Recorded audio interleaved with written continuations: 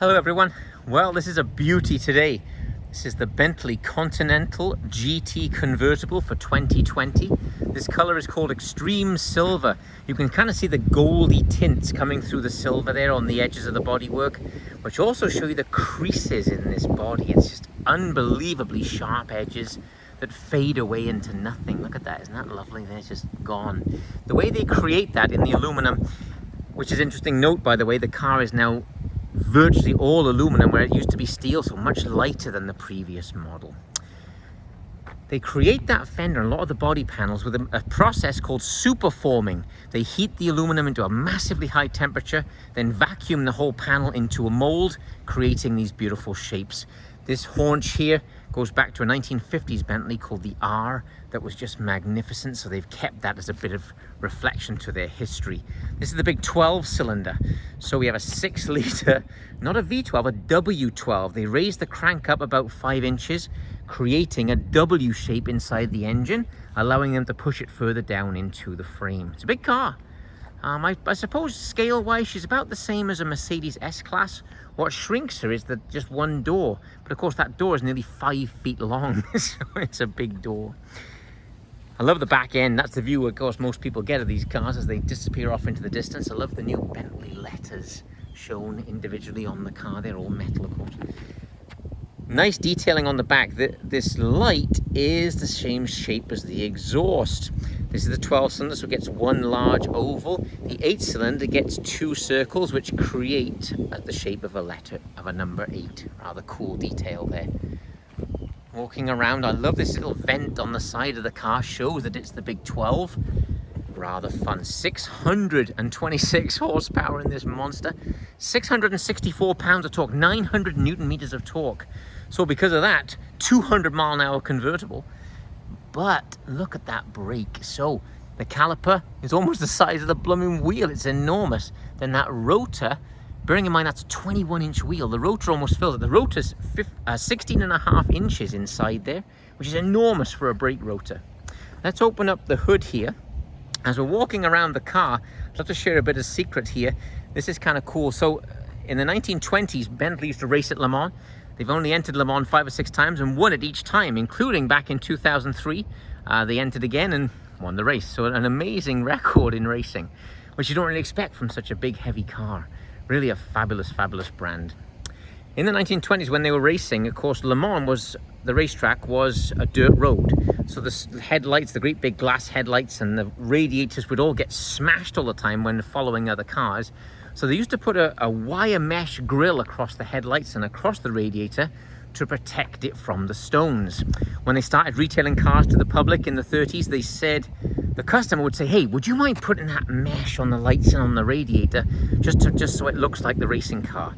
That is where our lovely mesh grills come from today. It's a call back to their history and one of my favorite Bentley stories. Really very cool stuff. Let's reach inside and we'll open up that big hood. God, the quality of everything you touch. I mean, look at the reflection in this veneer and so on. It's just magnificent. All of the switch gear is just very soft to touch. The movement is very crisp, a nice click to it. Oof, even pulling that, you can feel the weight of everything when you touch it. And that's very much to be taken as a compliment. This is that sort of car. Let's pull this little lever across here. Where is it? There it is. And we'll open her up. Kind of nice to have the Bentley badge on top. Open it up and you've got another one below, just in front of that monstrous engine. If I put my hand near it, you'll start to see the size of this engine. 6-litre W12. So as I mentioned, if I show you where the edges of the engine are, the actual block itself, that's the top of the edge of the 1-cylinder head, and about there is the block, the end of the other cylinder. So that's a very narrow engine for a 6-litre. Because of raising that crank up, they're able to squash it inwards and lower it further down to give it a better center of gravity. You'll hear this when it closes down the quality. Hang on. God.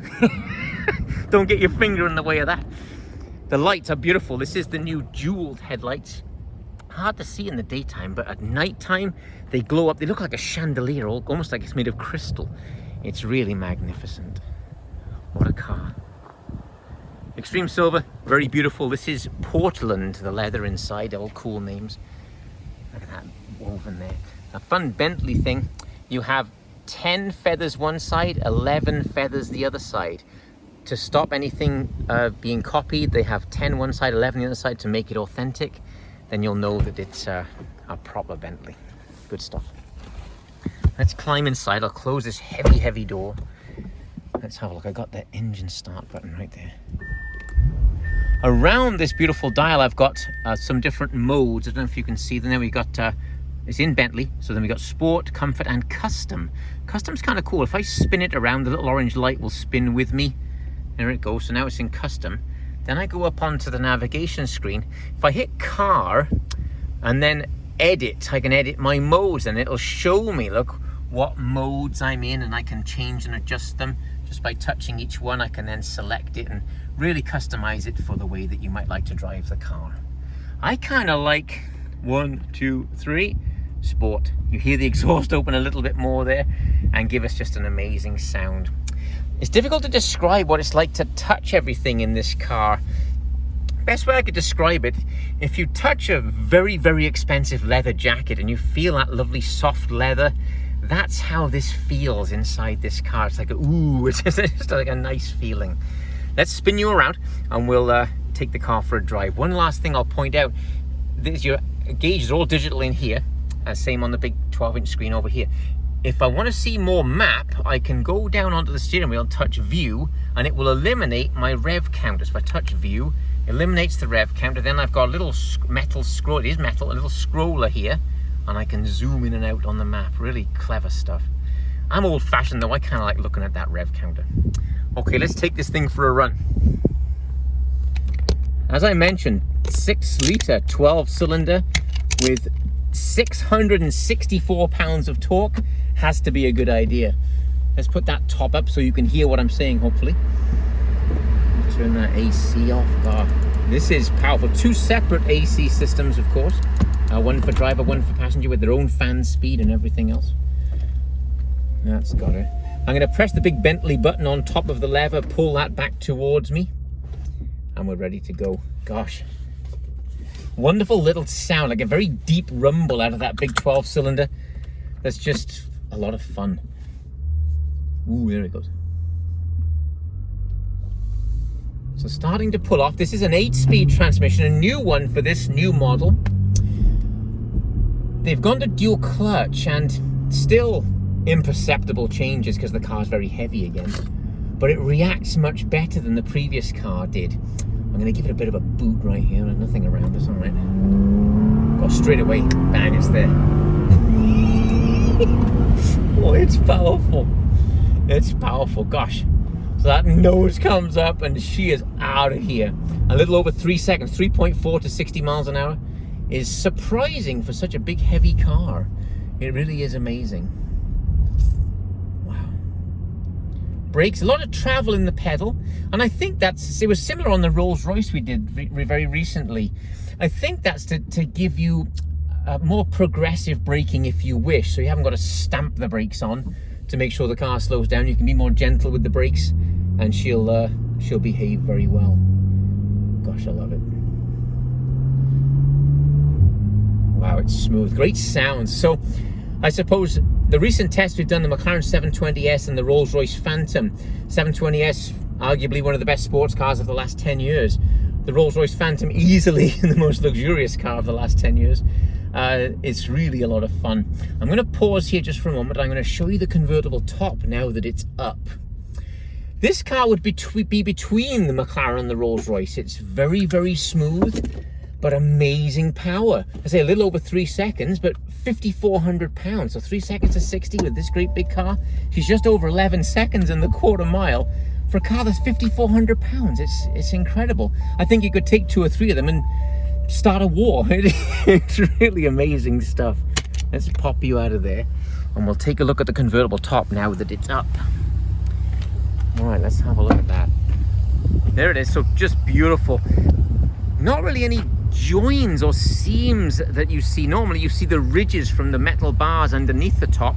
They've created that with 4 different layers inside the top of insulation and fabrics and so on and so on, and a lovely sheen on the fabric. Again, You're not going to get that on conventional cars. The fabric is simply beautiful. They've kept a fabric top. People often ask why they don't have the folding tops like a lot of its competitors might.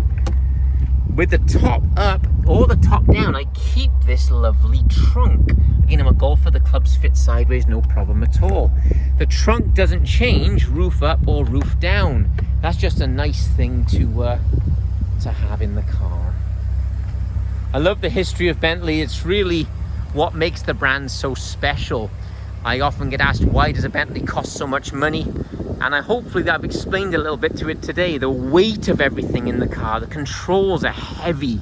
It doesn't sound like that might be fun, but it's very different than other cars on the road today. Everything's engineered to be so light and nimble. This does it with brute force. And I think you just have to respect that. I love it.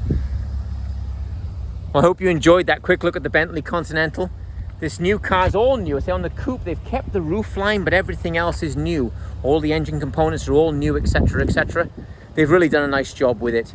Thanks for subscribing to this channel. Please ask any questions you have in the comments below. Share the video if you can, and I'll see you guys tomorrow. Thanks very much.